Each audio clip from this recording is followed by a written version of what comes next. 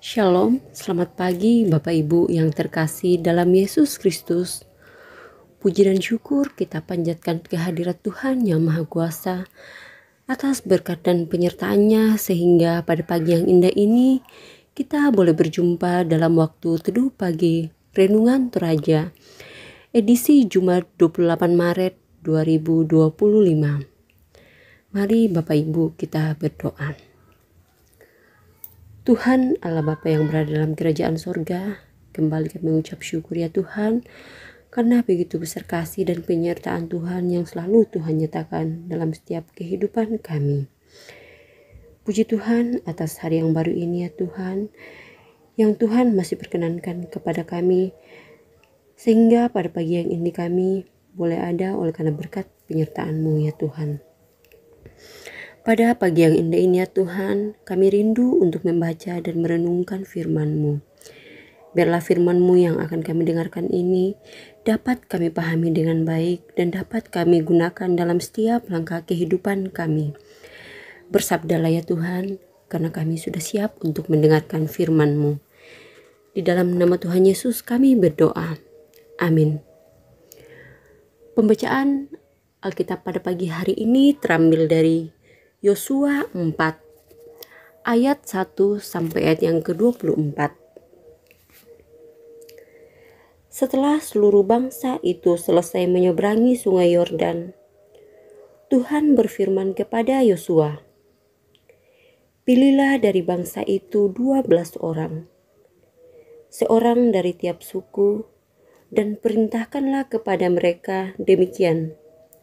Angkatlah 12 batu dari tengah sungai Yordan ini, dari tempat berpihak para imam itu. Bawalah ke seberang dan letakkanlah semuanya itu di tempat kamu menginap malam ini."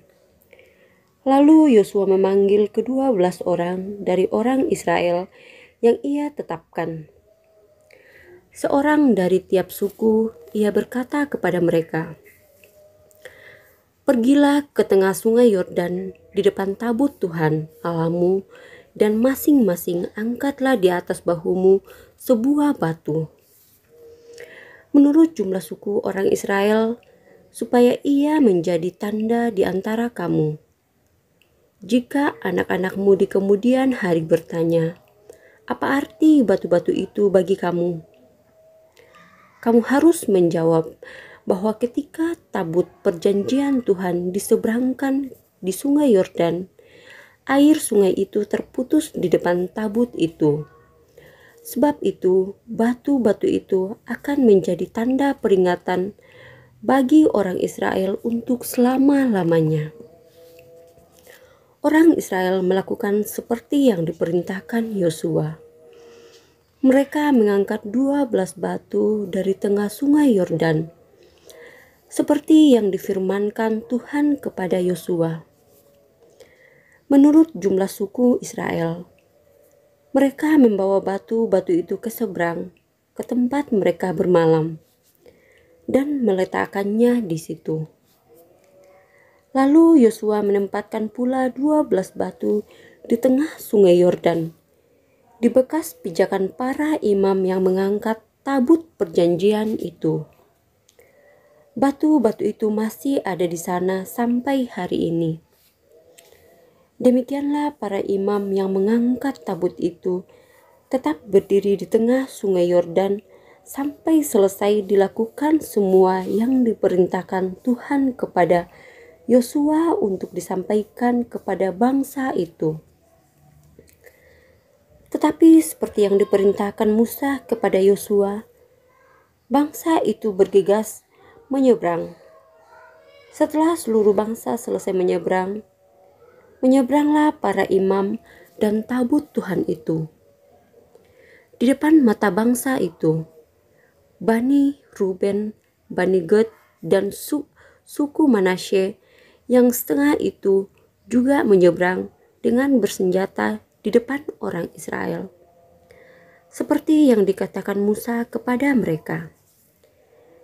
Kira-kira 40.000 prajurit yang siap berperang menyeberang di hadapan Tuhan ke daratan Yeriko untuk berperang. Pada hari itu, Tuhan membuat Yosua besar di mata seluruh orang Israel. Mereka sangat menghormati seperti mereka menghormati Musa sepanjang hidupnya. Tuhan berfirman kepada Yosua, "Perintahkanlah para imam yang mengangkat tabut hukum itu, supaya naik dari sungai Yordan." Lalu Yosua memerintahkan para imam itu, "Naiklah dari sungai Yordan." Pada saat para imam yang mengangkat tabut perjanjian Tuhan itu naik dari tengah sungai Yordan dan menjejakkan telapak kaki mereka ke tanah yang kering, air sungai Yordan itu kembali ke tempatnya dan mengalir di sepanjang tepinya seperti dahulu. Bangsa itu naik dari sungai Yordan pada tanggal 10 bulan pertama dan berkemah di Gilgal di batas timur Yeriko. Kedua belas batu yang diambil dari sungai Yordan itu ditegakkan oleh Yosua di Gilgal. Lalu ia berkata kepada orang Israel, "Apabila di kemudian hari anak-anakmu bertanya kepada ayahnya, 'Apa arti batu-batu ini?' kamu harus menjelaskannya kepada anak-anakmu demikian. Orang Israel telah menyeberangi sungai Yordan ini di tanah yang kering. Tuhan Allahmu telah mengeringkan sungai Yordan di depan kamu, sehingga kamu dapat menyeberangi seperti yang dilakukan Tuhan Allahmu dengan laut terberau. Laut itu dikeringkannya di depan kita, sehingga kita dapat menyeberanginya, supaya semua bangsa di bumi menyadari betapa kuatnya tangan Tuhan, dan kamu senantiasa takut akan Tuhan Allahmu." Amin, firman Tuhan. Tema pembacaan kita pada pagi hari ini, mengingat pekerjaan-pekerjaan Allah yang dahsyat. Saudara-saudara, karena nilai setitik rusak susu sebelanga. Peribahasa tersebut menjadi gambaran tentang manusia yang cenderung mengingat hal-hal buruk daripada hal-hal baik. Kemalangan alih-alih keuntungan. Sayangnya para pandang tersebut kerap menimpakan seseorang dalam kondisi buruk. Ia gagal melihat hal-hal baik yang sudah dilakukannya. Itulah sebabnya mengapa sangat baik jika kita mengingat hal-hal besar yang telah Tuhan lakukan. Tujuan kita mengingat bukan untuk menjebak kita di masa lalu, namun untuk mensyukuri pengalaman berjalan dengan Allah dengan iman. Batu-batu peringatan di tepi sungai Yordan yang tercantum dalam kitab Yosua menjadi simbol yang sangat penting bagi bangsa Israel. Sebagai simbol, batu-batu tersebut melibatkan emosi, memori, dan kenang-kenangan akan kebaikan Tuhan pada umatnya. Selama mereka serupa memasuki tanah Kanaan, Allah sendiri yang mengeringkan sungai Yordan sehingga umat dapat melewatinya dengan aman. Kedua belas batu tersebut melukiskan betapa berat perjuangan mereka menyeberangi sungai Yordan, namun tetap ditolong oleh Tuhan. Kedua belas batu tersebut juga menjadi sarana edukasi bagi generasi-generasi muda umat Israel selanjutnya untuk tetap mengingat dan merayakan kebaikan Tuhan yang Ia nyatakan lewat pekerjaannya yang dahsyat. Dalam iman, mengingat adalah mengumpulkan kembali pengalaman berjalan bersama Tuhan. Gumul dan juang mewarnai perjalanan tersebut. Jika kita bertahan sampai hari ini, maka itu menjadi bukti atas pekerjaannya yang dahsyat. Spiritualitas seperti ini perlu diwariskan dari generasi ke generasi. Puncak rasa syukur bukan ketika kita pernah bergumul, namun ketika kita menemukan jejak kasih Allah dalam seluruh tapak-tapak perjalanan hidup kita.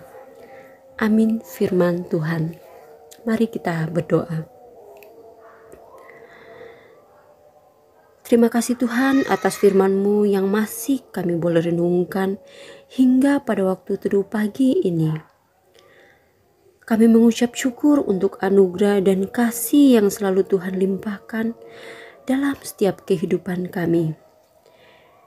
Biarlah firman-Mu yang sudah kami baca dan dengarkan ini dapat menyegarkan jiwa kami dan dapat membangkitkan harapan dalam setiap perjalanan kehidupan kami.